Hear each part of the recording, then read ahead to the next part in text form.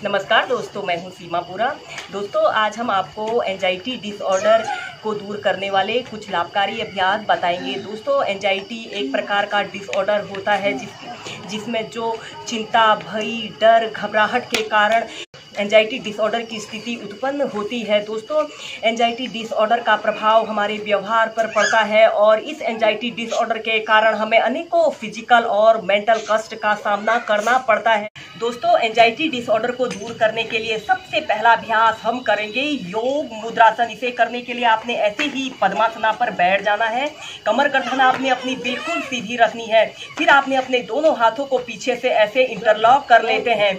लंबी गहरी श्वास अंदर भरनी है और श्वास छोड़ते हुए धीरे धीरे ऐसे आगे को झुक जाते हैं। अपने माथे को ऐसे जमीन पर स्पर्श करने की कोशिश कीजिए और अपने दोनों हाथों को पीछे से ऐसे उठा लीजिए।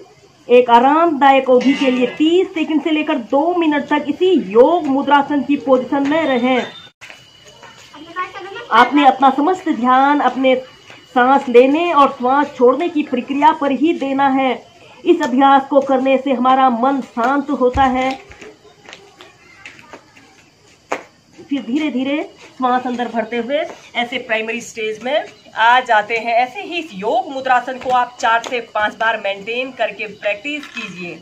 दोस्तों, एंजाइटी डिसऑर्डर को दूर करने के लिए हम नेक्स्ट अभ्यास करेंगे डॉल्फिन पोज। इसे करने के लिए आपने ऐसे ही सबसे पहले ऐसे वज्रासना पर बैठ जाना है। फिर आपने दोनों हाथों को ऐसे जमीन पर ऐसे रखना है। टेबल टॉप की स्थिति में ऐसे आना है। फिर धीरे धीरे अपने पैरों को ऐसे सीधे करते हुए डाउनवर्ड फेसिंग डॉग की पोजीशन में ऐसे आते हैं। फिर इसके बाद आपने अपनी दोनों कोहनियों को ऐसे जमीन पर रखिए और आगे से अपनी हथेलियों को ऐसे फैला लीजिए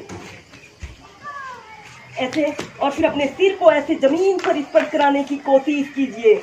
डॉल्फिन पोज, इसे करने से एंजाइटी डिसऑर्डर जैसी समस्या दूर होती है और यह हमारे सभी मनोविकारों को दूर करने के लिए बहुत ही अच्छा अभ्यास होता है। इस अभ्यास को करने से हमारा शरीर काम, कूलिंग और रिलैक्स स्टेज में आ जाता है। नॉर्मल ब्रीदिंग, पहले आप इसे 30 सेकंड, फिर 2 मिनट, फिर इस अभ्यास को आप 5 मिनट तक ऐसे ही मेंटेन करके प्रैक्टिस कीजिए।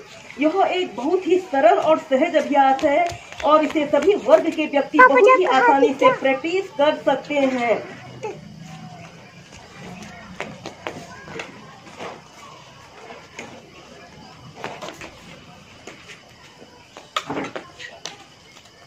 फिर इसके बाद धीरे धीरे ऐसे डाउनवर्ड फेसिंग डॉग की पोजीशन में आते हैं और फिर चाइल्ड पोज में रिलैक्स कीजिए।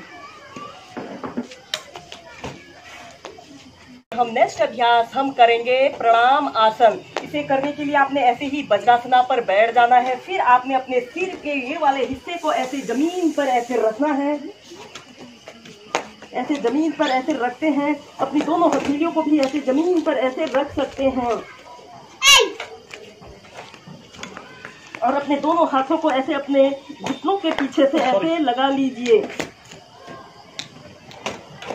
इस अभ्यास को करने से मानसिक तनाव, चिंता, अवसाद जैसे समस्त विकार दूर होते हैं। इस अभ्यास को करने से हमारे सिर की हर एक नस पर बहुत ही प्रभावशाली प्रभाव पड़ता है। नॉर्मल ब्रीदिंग, ऐसे ही इसे भी आप 30 सेकंड से लेकर 2 मिनट तक ऐसे ही मेंटेन करके प्रैक्टिस कीजिए। जो लोग हेडस्टैंड को प्रैक्टिस नहीं कर सकते हैं वह इस प्रणाम आसन को प्रैक्टिस करें। इसे करने से हमें हेडस्टैंड के आधे लाभ मिलते हैं। फिर इसी में आप अर्ध शीर्षासना को भी प्रैक्टिस कर सकते हैं। अपने दोनों हाथों को ऐसे अपने सिर के पास ऐसे रख लीजिए। धीरे धीरे अपने घुटनों को ऐसे सीधा कर लेते हैं और अपने पैर की एड़ी को ऐसे जमीन पर स्पर्श करते हुए ऐसे अर्ध शीर्षासना की पोजीशन में ऐसे आना है। नॉर्मल ब्रीदिंग,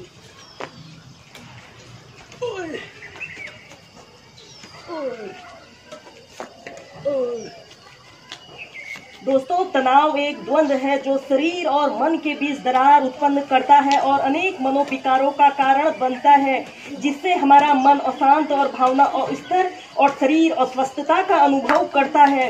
इन अभ्यासों को करने से आप मानसिक द्वंद्व, चिंता, तनाव जैसी समस्त विकारों को दूर कर सकते हैं और स्वस्थ जीवन जी सकते हैं।